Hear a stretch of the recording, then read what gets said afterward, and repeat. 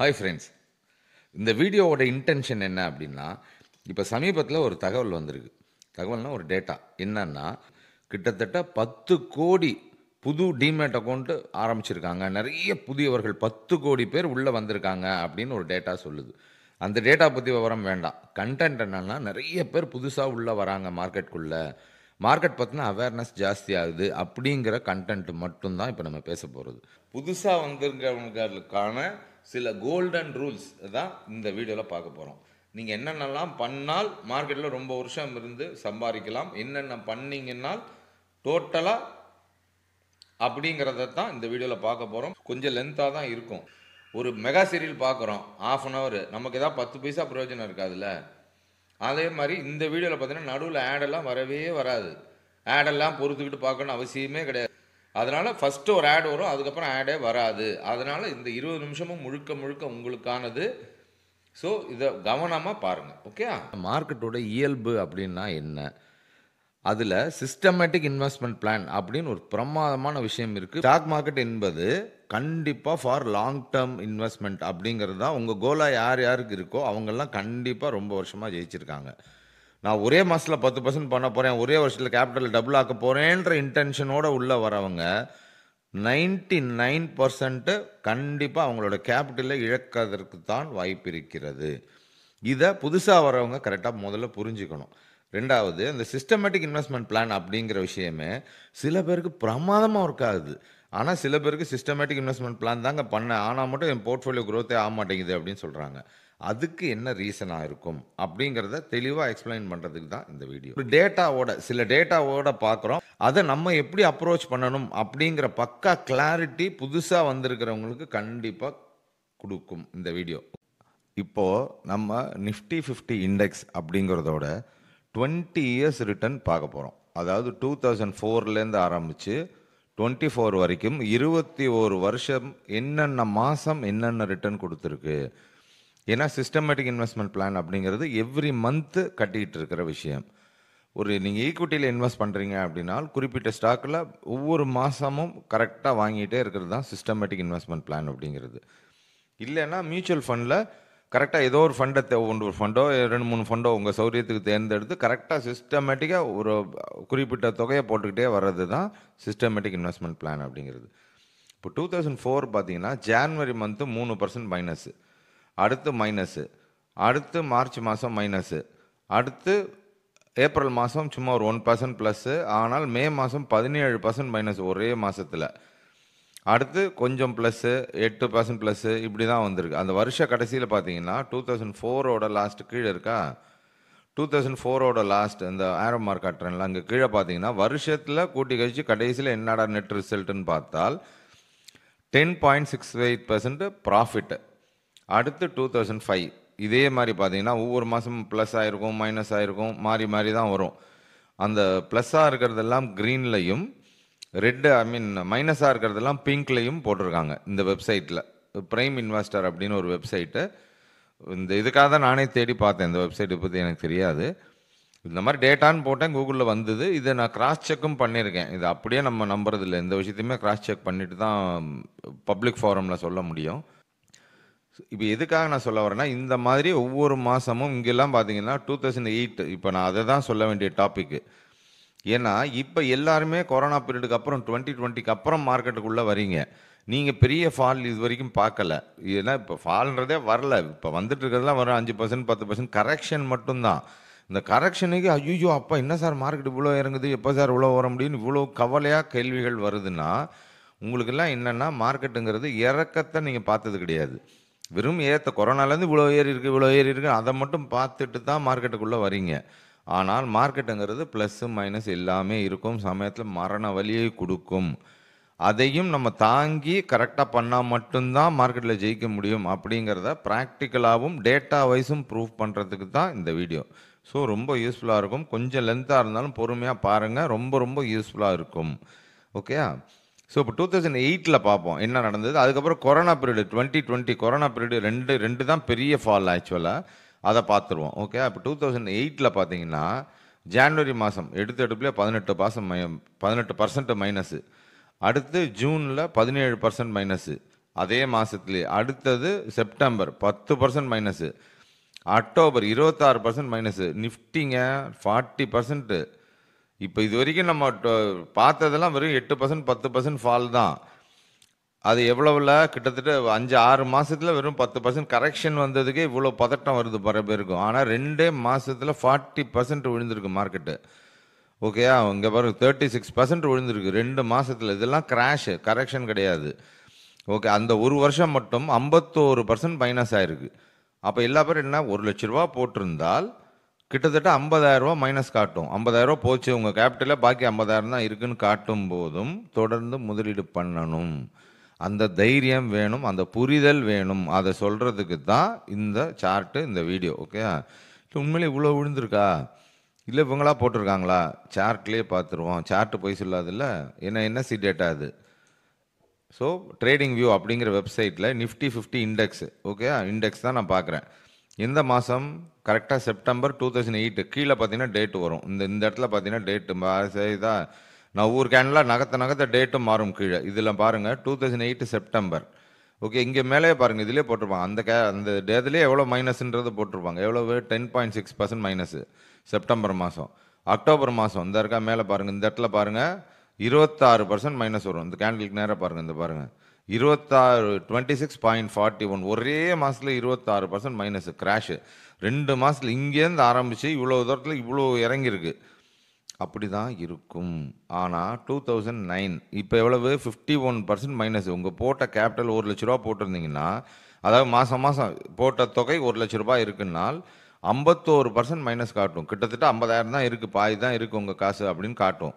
ஆனாலும் பொறுமையாக கம்முன்னு அந்த 12 மாதம் மாதம் இன்வெஸ்ட் பண்ணிக்கிட்டு இருந்தீங்கன்னா 2009 கடைசியில் என்ன இருக்குது, 75.76 ப்ளஸ் 50% இறங்கினதுக்கு அது ஃபுல்லாக ரெக்கவர் ஆகி மேற்கொண்டு 25% ப்ராஃபிட்டுக்கு வந்தாச்சு மார்க்கெட்டு. இதை புரிஞ்சுக்கணும், இந்த புரிதல் வேணும். இறக்கத்தோடு நீங்கள் ஓடி போயிட்டீங்கன்னா மார்க்கெட் உங்களை லாஸ் ஆக்கலை, உங்களை நீங்களே தான் லாஸ் ஆக்கிக்கிறீங்க. உங்களை யார் நஷ்டத்தில் கட் பண்ணிட்டு வெளில வர சொன்னது? கரெக்டாக, ஏன்னா நம்ம பண்ணுறது இண்டெக்ஸ் இன்வெஸ்ட்மெண்ட்டு, பர்சனல் ஸ்டாக் கிடையாது. மேனிப்புலேஷன் பண்ணுறதுக்கு வாய்ப்பே கிடையாது. ஏன்னா இது இண்டெக்ஸு, நான் பேசுகிறது இண்டெக்ஸ் ஃபண்ட்ஸு மட்டும், இண்டெக்ஸில் சிப்பு பண்ணுறவங்கள மட்டும்தான். ஃப்ரெண்ட்ஸ், இந்த நேரத்தில் ஒரு முக்கியமான விஷயத்த நீங்கள் புரிஞ்சுக்கணும். இது எல்லாமே, இப்போ நான் காட்டுறது எல்லாமே நிஃப்டி 50 இண்டெக்ஸோட ரிட்டர்ன். இதை இண்டிவிஜுவல் ஸ்டாக்ஸோட நீங்கள் கம்பேர் பண்ணிக்கிட்டு, இண்டிவிஜுவல் ஸ்டாக்ஸ் விழுந்தால் கூட இவ்வளோ ஃபாஸ்ட்டாக ஏறிடும் அப்படின்னு தப்பாக புரிஞ்சிக்க கூடாது. அதுதான் ஒரு கோல்டன் ரூல். ஓகே, ஏன்னா இண்டெக்ஸ் அப்படிங்கிறது டோட்டலாக ஒரு டாப் 50 ஸ்டாக்ஸை செலக்ட் பண்ணி அதோடைய ரிஃப்ளெக்ஷன் தான் நிஃப்டி அப்படிங்கிறது. அதை போய் நீங்கள் இண்டிவிஜுவல் ஸ்டாக்ஸோட கம்பேர் பண்ணிக்கிட்டு, ஓகே இது விழுந்தால் கூட அதுவும் ஏறிடும் அப்படின்னு கம்பேர் பண்ணக்கூடாது. உங்களுடைய கோல்டன் ரூல் நான் சொல்கிறது, உங்களுடைய மொத்த முதலீட்டில் 70% வந்து இண்டெக்ஸ் ஃபண்டு, இண்டெக்ஸ் இன்வெஸ்ட்மெண்ட்டாக இருக்கிறது தான் சேஃப்டி. ஏன்னா இண்டிவிஜுவல் ஸ்டாக்ஸ் அப்படின்னா, இப்போ 2015 எஸ் பேங்க் ஒரு உதாரணத்துக்கு, பேங்க் தான், பேங்கிங் செக்டர் தான், ஆர்பிஐ கண்ட்ரோல் அடியில் வர்றது தான். ஆனாலும் 2015 எவ்வளோ இருந்திருக்கு, இப்போ எவ்வளோ இருக்குது அப்படிங்கிறதையும் பார்த்துருவோம். ஏன்னா அந்த புரிதலும் புதுசாக வரவங்களுக்கு வேணும். இப்போ நம்ம லெஃப்ட் சைடில் இருக்கிறது நிஃப்டி 50 இண்டெக்ஸ், ரைட் சைடில் இருக்கிறது எஸ் பேங்க் அப்படின்னா ஒரு பேங்க், ஆர்பிஐ கண்ட்ரோலுக்கு கீழே வர்ற ஒரு பேங்க் தான். ஆனால் இண்டிவிஜுவல் ஸ்டாக்ஸு, இண்டெக்ஸு விழுந்தா ரெக்கவர் ஆகிருக்கா, இண்டிவிஜுவல் ஸ்டாக்ஸ் எல்லாமே ரெக்கவர் ஆகிடுச்சா அப்படிங்கிற புரிதலுக்காகத்தான் உங்களுக்கு இந்த 2 சார்ட்டையும் கம்பேரிசனுக்காக வச்சுருக்கேன். இது 2018 பீரியடு, 18 to 19 அந்த பீரியடு. அப்போ நிஃப்டி எவ்வளோ இருந்திருக்கு, 10,000 11,000 அந்த ரேஞ்ச் இருந்திருக்கு. அப்போ எஸ் பேங்க் எவ்வளோ இருந்திருக்கு, ரைட் சைடில் இருக்குது எஸ் பேங்க்கு, கீழே டேட்டு வரும், மேலே ப்ரைஸ் இருக்கும், ஒரு ரைட் சைடில் ப்ரைஸ் இருக்கும், பார்த்துக்கோங்க. ஓகேயா, அதாவது இந்த இடத்துல ப்ரைஸ் வரும், இந்த இடத்துல கீழே டேட்டு வரும், இதை பார்த்துக்கோங்க. 2008 அப்போ 350 ரூபாய் இருந்தது. அப்போ லெஃப்ட் சைடில் மார்க்கெட் வந்து எவ்வளோ இருந்தது, 2018-19 பீரியடில் 11,000 அந்த ரேஞ்சுக்கு இருந்தது. ஆனால் கொரோனா பீரியடில் அப்போ இண்டெக்ஸும் விழுந்தது, ஸ்டாக்கும் இண்டிவிஜுவல் ஸ்டாக்ஸு எவ்வளோக்கு போயிடுச்சு, 15 ரூபாய்க்கு போயிடுச்சு. 350 ரூபாய்க்கு இருந்தது, 2 வருஷத்தில் 15 ரூபாய்க்கு போயிடுச்சு. ஆனால் திருப்பி இண்டெக்ஸ் என்னாச்சு, அங்கேருந்து அதே மாதம் ரெக்கவர் ஆகி இப்போ எவ்வளோ போயிருக்கு, 11,000லேருந்து அந்த 7,500 வரைக்கும் விழுந்தது. அந்த 7,500 தான் லோ, அந்த ரேஞ்ச் வரைக்கும் போயிட்டு இப்போ எவ்வளோ போச்சு, 26,000 வரைக்கும் போயிடுச்சு.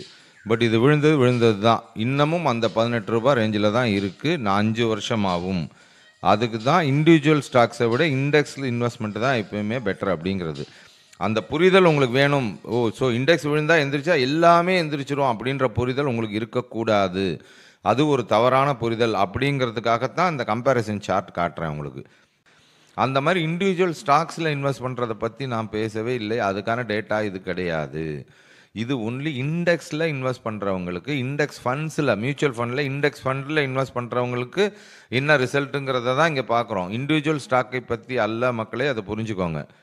அந்த கிளாரிட்டி, அந்த புரிதல் முதல்ல உங்களுக்கு வேணும். இண்டிவிஜுவல் ஸ்டாக்கில் விழுந்தால் அது எந்திருக்கும்னு நமக்கு தெரியாது. ஏன்னா அது கம்பெனி நிறுவனங்களுடைய செயல்பாடு சார்ந்தது, அந்த நிறுவனத்தோட லாபம் நஷ்டம் சார்ந்தது, அவங்களோட வியாபாரம் சார்ந்தது. அதை பற்றி நான் பேசவில்லை. அதை ஓவரால் மார்க்கெட்டாக எடுத்துக்கொள்ளக்கூடாது. நான் சொல்கிறது இண்டெக்ஸு. ஓகே. ஸோ இப்போ 2009 பார்த்தீங்கன்னா இந்த மார்ச், ஏப்ரல், மே 3 மாதத்தில் எவ்வளோ ரெக்கவர் ஆகிருக்கு. இங்கே எவ்வளோ விழுந்ததோ இங்கே 36% விழுந்தது இல்லை. அங்கே அதை விட தாண்டி இங்கே பாருங்கள் 24, 24, 28 எவ்வளவு கால்குலேட் பண்ணுங்கள். மோர் தேன் 50%, 55% 3 மாதத்தில் ரிட்டர்ன் வந்துருச்சு. ஆனால் கொஞ்சம் பொறுமையாக இருக்கணும். இங்கே விழும்போது டம்மு டும்முன்னு எல்லாத்தையும் க்ளோஸ் பண்ணிட்டு வந்தீங்கன்னா ஒன்றும் பண்ண முடியாது. இது கரெக்டாக இருக்கா, உண்மையிலே இந்த டேட்டா கரெக்டாக இருக்கான்னு இங்கே செக் பண்ணிடுவோம். இது மார்ச் மாதம் மேலே எவ்வளோ காட்டுது, 9% ப்ளஸ்ஸு. அதாவது நான் இந்த கேண்டில் காமிக்கும்போது, இங்கே காமிக்கும்போது நீங்கள் இங்கே பாருங்கள், இந்த இடத்துல தான் அந்த மந்தோட ப்ராஃபிட் லாஸ் இங்கே வரும். இது கீழே டேட்டை பாருங்கள், இங்கே ப்ளஸ்ஸா மைனஸான்றதை பாருங்கள். மார்ச் மாதம் எவ்வளவு, 9% ப்ளஸ் மார்க்கெட் ஒரே மாதத்தில். அடுத்த மாதம் ஏப்ரல் மாதம் 15% ப்ளஸ்ஸு. அதுக்கு அடுத்த மாதம் 28% ப்ளஸ்ஸு. கரெக்டாக இதே டேட்டா தான் இங்கே இருக்குது. இதே டேட்டா தான் இங்கே இருக்குது. 9, 15, 28. ஸோ மோஸ்ட்லி 90% கரெக்டாக தான் இருக்குது. சில மாதம் தப்பாக இருக்குது. உங்களுக்காக நம்ம ஜென்யூனாக சொல்லணுமேன்றதுக்காக கொண்டாந்து 251 மாதத்தையும் செக் பண்ணிட்டு தான் இந்த வீடியோ போடுறேன். ஏன்னா ராம்நாத்னா கரெக்டாக இருப்பார், ஜென்யூனாக இருப்பார், கொஞ்சம் கோவமாக பேசுவார், ஸ்ட்ரிக்டாக இருப்பார் அப்படின்ற ஒரு கெட்ட பேர் தான் இருக்கே தவிர, நம்ம கொடுக்குற விஷயங்கள் ஜென்யூனாக இருக்கணுன்றதுனால தான். தப்பு தப்பாக கொடுக்குறாங்களே, ஐயோ இப்படி போகுதேன்ற கோவம், அந்த ஆதங்கம் தான் சமயத்தில் கொஞ்சம் ஃபோர்ஸாக பேசுகிற மாதிரி ஒரு சமுதாயத்து மேலே இருக்கிற வருத்தம், கோபம், ஐயோ இப்படி கண்மூடித்தனமாக போய் விழுறாங்களேன்ற கோபம் சமயத்தில் வெளிப்பட்டுருது. அது ஒரு பொறுப்புள்ள இந்திய குடிமகனா அது வலியும் வேதனையும் இருக்குது. அதுக்காக சில சமயங்களில் ஃபோர்ஸாக பேசுவோமே தவிர, நம்ம தப்பான டேட்டாவை கொடுக்குறதோ, இதை வாங்கு அதை வாங்குன்னு ஆசையை தோன்றதோ இதெல்லாம் நம்ம பண்ணுவது இல்லை. இந்த இடத்துல முக்கியமாக சொல்லிடுறேன், I am not a SEBI registered adviser. இது வாங்க, விற்க, இண்டெக்ஸில் மியூச்சுவல் ஃபண்டு எடுங்க அப்படின்றதுக்காக ப்ரமோஷன் கிடையாது. ஜஸ்ட் ஒரு அவேர்னஸ். மார்க்கெட்ன்றது ஏற்ற இறக்கம் நிறைந்தது, அதெல்லாம் நீங்கள் புரிஞ்சுக்கணும், பார்க்கணுன்றதுக்காகத்தான். இப்போ வீடியோ பார்த்ததுக்கப்புறம் உங்களுக்கு ஒரு கிளாரிட்டி வந்திருக்கும். இதில் கோல்டன் ரூல் ரீகேப்பாக இந்த வீடியோலேருந்து டேக்அவே பாயிண்ட்ஸ் என்னென்ன அப்படிங்கிறத ஒரு கிளான்ஸாக பார்த்துருவோம். ஃபஸ்ட்டு, உங்களுடைய முதலீடில் 70% இண்டெக்ஸ் ஃபண்ட்ஸு, இண்டெக்ஸ் இன்வெஸ்ட்மெண்ட்ஸாக தான் இருக்கணும். ஒன்றா நிஃப்டி பீஸ் வாங்குறது, இல்லை இண்டெக்ஸ் ஃபண்ட்ஸில் இன்வெஸ்ட் பண்ணுறது, அந்த மாதிரி 70% இண்டெக்ஸ் சார்ந்ததாக தான் இருக்கணும். இது golden rule number 1. Golden rule number 2, இண்டெக்ஸை விட நீங்கள் இண்டிவிஜுவல் ஸ்டாக்ஸு கண்டிப்பாக சில நேரங்களில் பெரிய ரிட்டர்ன் கொடுக்கும், அது நானும் ஒத்துக்கிறேன். ஆனால் அது எப்போ வெளியில் வரணுங்கிறதும் கரெக்டாக உங்களுக்கு தெரியணும். சமீபத்தில் உதாரணம் கல்யாண் ஜுவல்லர்ஸ். ஓகே. அந்த மாதிரி இண்டிவிஜுவல் ஸ்டாக்ஸ் அப்படின்னா டம்முன்னு விழுந்தால் எப்போ எந்திருக்கும் நமக்கு தெரியாது. அப்போ விழப்போவதற்கு முன்னாடியே உங்களுக்கு கண்டுபிடிக்க தெரியணும்னா நீங்கள் ப்ரைஸ் அனாலிசிஸில் எக்ஸ்பர்ட்டாக இருக்கணும். அப்போ ப்ரைஸ் அனாலிசிஸ் தெரியாமல் இண்டிவிஜுவல் ஸ்டாக்ஸில் ஃபுல்லாக இன்வெஸ்ட் பண்ணுறதுங்கிறது பண்ணக்கூடாத விஷயம். இது கோல்டன் ரூல் நம்பர் 2. மூணாவது முக்கியமான விஷயம், மார்க்கெட் என்பது ஏற்ற இறக்கம் நிச்சயமாக இருக்கும். ஸோ நம்பிக்கையோடு தொடர்ந்து முதலீடு பண்ணணும். இந்த 3 விஷயத்தை நீங்கள் பண்ணிங்கன்னா கண்டிப்பாக மார்க்கெட்டில் ஜெயிக்கிறதுக்கான வாய்ப்பு தான் உங்களுக்கு நிறைய இருக்குது. Okay. All the best friends. By.